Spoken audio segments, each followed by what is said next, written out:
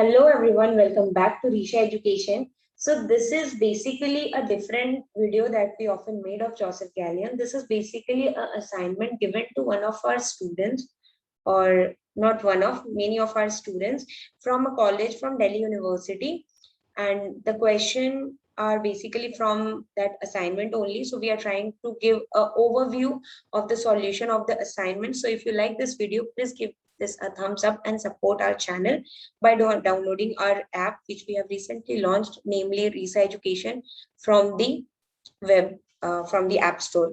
Now let us move on to the question. So the first question says, define the order of and element of a group. So basically what I thought about this question, the question may be asking, define the order and order of an element of a group. So that is what I'm going to define.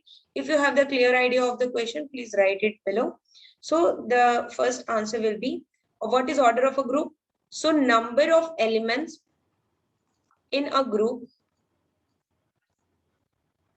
is called order of a group. Okay, is called order of a group. Next, what is order of an element of a group? So basically, order, if I write order of an element, I say G of G, basically in a group, is the smallest integer, is the smallest positive integer. So smallest positive integer n such that G to the power n is identity. That's it. That is what the question was asking. Next, the second question is basically, give an example of a group whose all elements except the identity are of infinite order. So we know the group that is integers under addition, and except 0 whose order is 1, all the elements have infinite order for all x in Z minus 1 or 0. That's it. So this is the example of the group. The third question says that find the order of each element of D3, D4, U12, Z13 and so on. So let us find one by one. So we have D3. So I'm just going to write, you should know why. And if you want a detailed knowledge of these things, you can go and check the theory video of Joseph Gallian, which we have uploaded in our app. You will find a complete book solution, which we are continuously uploading. We have already uploaded till chapter 4 and we are uploading per day basis. So basically order of R0 will be 1. Order of R120 is 3. Order of R240 is again 3. Order of F1 is 2. Order of F2 is 2. And order of F3 is 2. Next, come to D4. The order of R0 is 1. Order of R90 is 4. Order of R180 is 2. Order of R270 is 4. And all the order of these elements will be 2. Okay. Then we have U12. So basically in U12, we have order of 1 is 1 because always identity have one order. 5 has 2, 7 has 2, 11 has 2. So it is basically an abelian group, not a cyclic group. It has order 1 and rest all the elements, sorry, the 13 will not be in the group. So till 12, the order will be 13 because it's a cyclic group and every element has same order in Zn if n is prime. So K4, the element of order of this is basically 1 and C is basically equal to AB. Okay, you can even write C or AB, whatever you like. So it will be basically 2. This will be order 2. This will be order 2.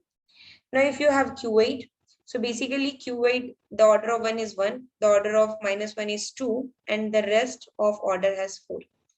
In S3, identity have order 1, 1, 2, 2, 3 and 1, 3 have order 2 and 1, 2, 3 and 1, 3, 2 have order 3. So basically what you have to do if you want to learn in a very detailed basis, please check our app. We have literally made an effort to make it easy for understanding you.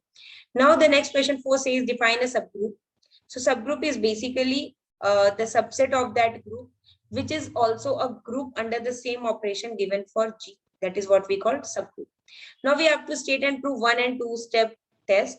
So if you say 1 and 2 step test, step test simply say that A, B inverse belongs to H. Whenever A and B are belonging to H, then it is a subgroup. And for the proof, you should refer theorem to 3.1 In our theory video of chapter 3, which you will find in our app, there is a complete course on Josephic gallian. So which contain till chapter 11, not completed now, but it will be hopefully completed very soon, very soon. So what is two-step test?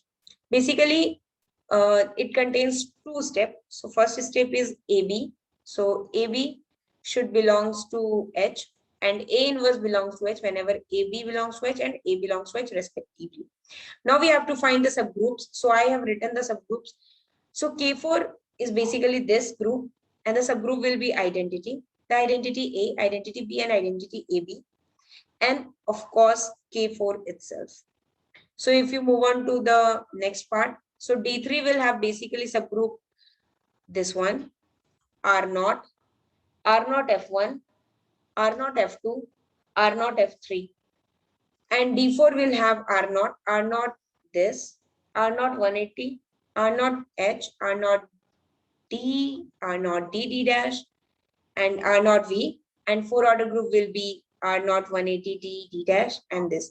So you can basically check that these all follow the one-step or two-step test, or you can prove by yourself that why it is happening. And if you want a detailed proof, you can definitely join our app. So S3, subgroup of S3 is basically identity, identity 1, 2, identity 2, 3, identity 1, 3, and identity 1, 2, 3, 1, 3, 2, and S3. Okay. So Q8, what is Q8 basically? This is Q8. And if you want to find the subgroup, it's basically 1, 1 minus 1, plus minus 1, plus minus I, plus minus 1, plus minus J. Means these are 4 elements of and Q8 itself, because a set is a subgroup of itself basically. So question 4 is also done, guys. Next, move on to question number 5. So this question is currently given from chapter 3, example 7. And if you want rigorous proof of this, you can refer to the theory video in our app. Okay, I'm not going to say completely. So question number 6 that says that G be a group and A belongs to G. We have to prove that A is a subgroup of G. This you can find in our app also, because this is question number 6 is basically theorem. Some theorem is there which discusses this problem, but I will give you a proof of this. So basically what happens, A contain all those A to the power K, where K is in Z, okay? So what happens if you want to show that this is a subgroup?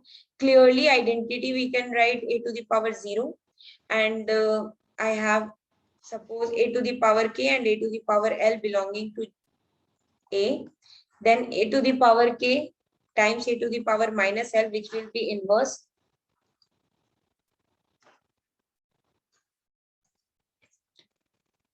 To the power minus L is basically the inverse. So it will be A to the power K minus L, which is, and we know that K minus L belongs to integer whenever K and L are integer. So this belongs to A, and hence by one step subgroup test, this is a subgroup. And under what condition A becomes G? So for that, you can simply write if G is finite, then A becomes G when order of A is equals to order of G. But when G is infinite, A becomes G whenever A is a generator. If A is generator, then only it will be equal to the G, otherwise it won't be equal to G. So next 7 question we have defined cyclic group. So a group G is said to be cyclic if there is an element A such that we can generate G by that particular element, or we can write every element of G with that. Now we have to find the generator of U10 and Z7 under multiplication modulo 7. So if you say U10, it is basically 1379. And if you try to find the order of each element, you will find 1442 is the order of 1379 respectively. And we know that the generator in a finite group, A is equals to G if it is a generator, and order has to be equal. So 3 and 7 here will be generator. And in this case, it will be, you can see 3 and 5. So 3 and 5 will be generator. Okay. So next, move on to the next question. So question number 8 states that define center. So center of a group is defined and denoted by ZG, where ZG contains all those elements of G which commutes with every element of G. Okay. Now we have to prove that center of group is subgroup. So you can simply prove that identity belongs to G. Why? Because identity A is equals to A identity with every element of A. And if you say A and B belongs to ZG, then we will have AX equals to XN and BX equals to XB for all X. And similarly, you can show that AB times X is equals to BA times X times AB. You can prove this.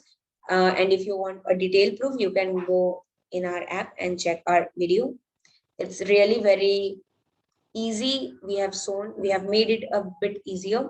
Now we have to find the center of S3, D3, D4 and everything.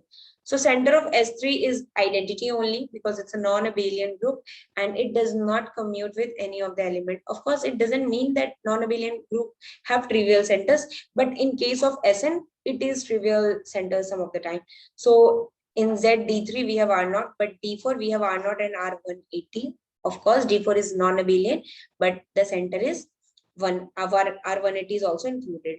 So if you see in Z3, Z13, so basically Z13 is an abelian group. So the whole group becomes the center. And in K4 also it's an abelian group. So K4 becoming a center. And Q8 basically contains of 1 and -1 only. So I hope you understand this. So question number 10 is basically we have to define the centralizer. So centralizer of an element of a group is denoted by C and it is defined as all those elements from G that commutes with particularly A. It should not commute with every element, otherwise it will become center. Centralizer means it should commute with this particular element. So now we have to find the centralizer of each element of S3, D3, D4, Z11 and everything. So in S3, let's see, centralizer of E will be complete S3, but 1, 2 will be this, 2, 3 will be this, 1, 3 will be this. You can see that it will not commute with any other element which should come in the set which I have not included. 1, 2, 3 will be this and 1, 3, 2 will be same as 1, 2, 3. Okay, next for D3, we have R0, D3, of course. Identity commutes with every element. That's why the centralizer of identity becomes the whole group. So R120 and R240 has same centralizer. F1 have EF1 and F2 have EF2 and F3 have EF3. Now D4. So basically D4 have C R0 and R180 have same centralizer, the complete group. R90 and R270 have the same centralizer, contains of these 4 elements. H and V have same centralizer and D and D have same centralizer containing of these elements. Next Z11, since Z11 is an abelian group, so every element commutes with every other element. So I have written in one line that for every element X in Z11, centralizer of that particular element will be the complete group. Similarly with the K4, but in Q8, the things get a little bit changed. It is something like centralizer of 1 gives you complete Q8. And of course, -1 also gives you Q8. But if you see I and -I have same centralizer as this, J and -J have same centralizer as this, and K and -K have same centralizer as this.